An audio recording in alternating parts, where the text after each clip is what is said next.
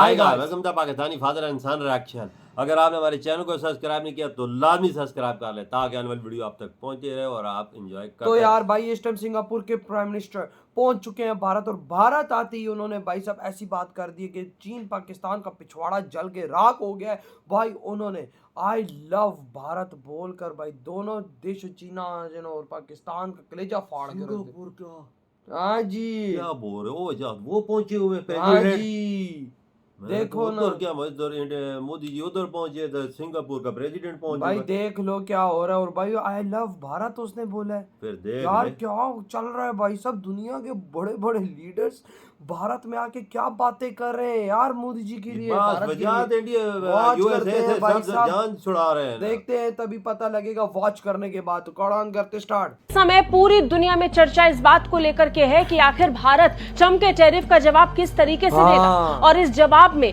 भारत की तैयारी कैसी है। तो तैयारी की तस्वीर अब दुनिया के सामने आने लगी है। भारत बड़े स्तर पर अपनी तैयारी के साथ एक्शन मोड पर काम कर रहा है। दुनिया इसमें एक देश सिंगापुर भी जुड़ चुका है। सिंगापुर जो सप्लाई चेन के लिए एक सबसे मजबूत जगह मानी जाती है। लौटकर माननीय नरेंद्र मोदी जी ने टैरिफ वॉर के चलते अमेरिका को बहुत ही करारा जवाब दिया है।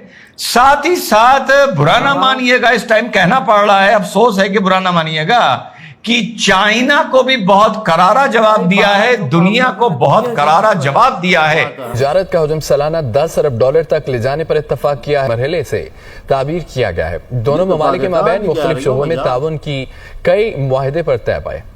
के लिए मैं प्रधानमंत्री वांग और सिंगापुर सरकार का आभार व्यक्त करता हूं। Your Excellency Prime Minister Narendra Modi, Excellencies, ladies and gentlemen, thank you Prime Minister Modi for the warm and gracious hospitality extended to me and my delegation to celebrate 60 years of close and enduring friendship between our two countries. Over this past decade, India has made remarkable advances under Prime Minister Modi's leadership. India is now the fourth largest economy in the world, with a dynamism and influence felt far beyond its borders. Singapore is the largest foreign investor in India, accounting for around a quarter of India's foreign direct investment inflows. उसी Singapore के साथ मिलकर भारत अब semiconductor chips और व्यापार को बढ़ाने की दिशा में काम करना शुरू कर चुका है। सिर्फ इतना ही नहीं, दोनों की कोशिश सप्लाई चेन को और मजबूत करने की भी। वही सप्लाई चेन जिसके मामले में भारत को पीछे छोड़ चीन हमेशा अपनी बाजी को आगे रखता है। आज परिस्थितियां ऐसी हैं कि भारत के कंपटीशन में सिर्फ अकेला चीन नहीं बल्कि अमेरिका भी आकर खड़ा हो गया। इस दौरान भारतीय रिजर्व बैंक और सिंगापुर के मौद्रिक प्राधिकरण ने डिजिटल एसेट इनोवेशन को बढ़ावा देने के लिए एक समझौता भी किया। दोनों देशों के प्रधानमंत्रियों ने एक संयुक्त बयान जारी करते हुए आपसी हितों को मजबूत करने और साझेदारी को बढ़ावा देने की दिशा में भी बयान जारी किए। बता दें इंडिया से कंपेयर करें, इंडिया से कंपेयर करना तो तौहीन है इंडिया की। बड़ी बढ़िया मारते हैं कि पाकिस्तान ऐसे, पाकिस्तान वैसे, ये कर देंगे वो कर देंगे, किसके सर पे कर देंगे। और भाई आप आपको अपने घर में रोटी कौन देता है, ये बताएं। आप इंडिया के टुकड़ा पड़ रहे, मैं आपको इतना बता दूं, ठीक है, ऑन द कैमरा में बात कर दूंगा। में ज्वाइन करने के लिए बहुत अहम मुलाकातें हैं। ज़ाहिर जो भारतीय वज़ीर आज़म मोदी हैं वो भी वहाँ मौजूद थे कॉन्फ्रेंस के लिए, उनकी भी से मुलाकातें हुई। फिर अब एक ऐसा सिनेरियो है जिसमें ज़ाहिर अमरीकी सदर ने टैरिफ्स लगाए हैं, चीन पर भी लगाए हैं, भारत पर 50% तक लगाए हैं। पाकिस्तान हमने तय किया है कि AI, क्वांटम और अन्य डिजिटल टेक्नोलॉजीज में सहयोग को बढ़ाया जाएगा।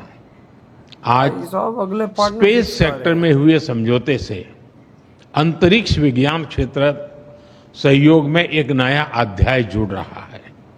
हमने निर्णय लिया है कि हमारे युवाओं को उनके टैलेंट को जोड़ने के लिए इस साल के अंत में इंडिया सिंगापुर हैकाथॉन का अगला राउंड किया जाएगा।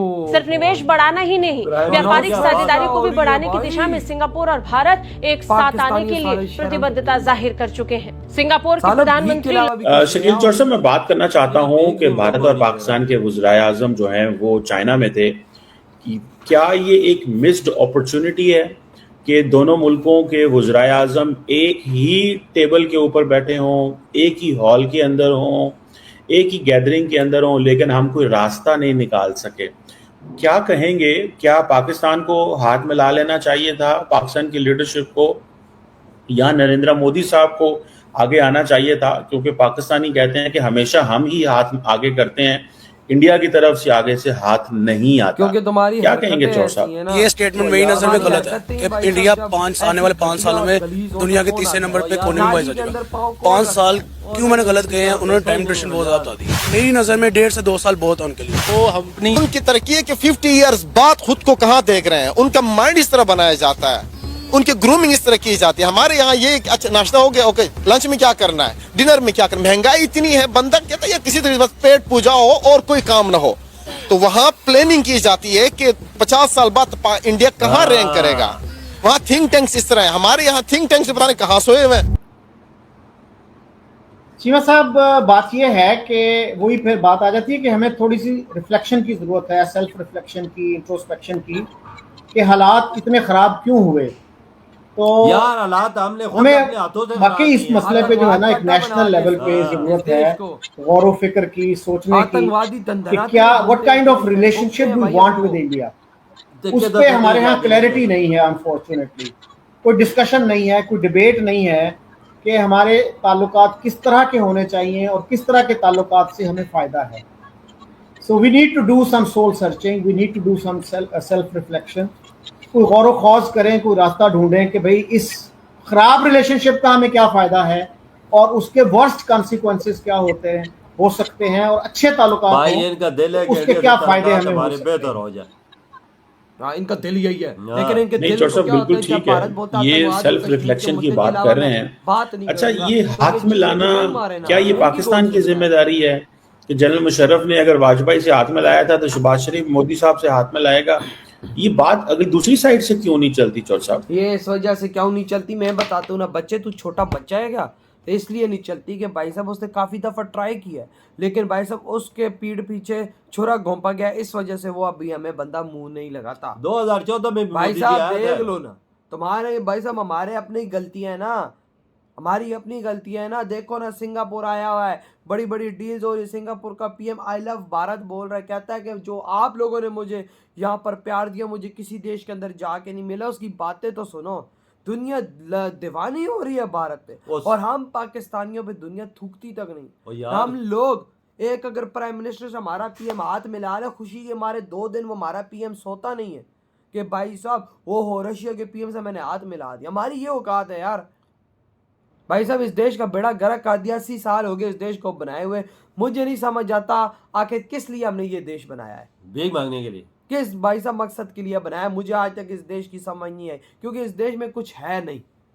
फिलहाल तो नजर नहीं आ रहा ना कि फ्यूचर है, ना कुछ है तो ना का। और यार देख, सिंगापुर का डेलीगेशन पूरा है प्राइम मिनिस्टर के साथ, वो क्या बातें कर रहा है, और उधर क्या इन्वेस्टमेंट की बातें हो रही हैं, और देखना 7-6 महीनों में कितनी बड़ी इन्वेस्टमेंट इंडिया में आएगी। क्वांटम भाई किस किस फील्ड में भाई साहब वो लोग भाई साहब साझेदारी कर रहे हैं। और भाई आज उनकी डील साइन हुई है, एक दूसरे से पेपर्स उन्होंने एक्सचेंज किए डील्स के, लेकिन हम पाकिस्तानी भाई ना, साला बेकार ही बनना है, इंटरनेशनल किस्म का भीख मांगनी है। आज हमारा पाकिस्तान कसम से आतंकवादियों का घर बना हुआ है। जो आतंकवादी दुनिया को होता है पाकिस्तान में भाई साहब आके रहता है, तो भाई हम उसको मारते क्यों नहीं है? भाई साहब हर गंदगी इधर पाकिस्तान में पड़ रही है, वो हमें मार के चला जाता, हम उसको नहीं पकड़ सकते। तो बोलता है कि उसको हम क्यों नहीं मार रहे? भाई हमें उसको हिट करना चाहिए, नहीं तो भाई साहब हमारा देश कभी आगे नहीं निकलेगा, क्योंकि दुनिया बोलती रहेगी यहाँ पे तो आतंकवाद है यार। इधर इन्वेस्टमेंट क्या करें? इन्वेस्टमेंट उस देश में होती है जिधर ये चीज़ें ना हो। इंडिया की मिसाल सामने की, दुनिया की सारे कंट्री की लोग आ रहे हैं तो उधर इन्वेस्टमेंट कर रहे हैं। क्यों कर रहे हैं? वो सेफ कंट्री है। तो भाई आपके क्या थॉट है जो भाई साहब वहाँ पर सिंगापुर के पीएम ने इतनी बड़ी बात कह दी है, इधर ही वीडियो तुम करते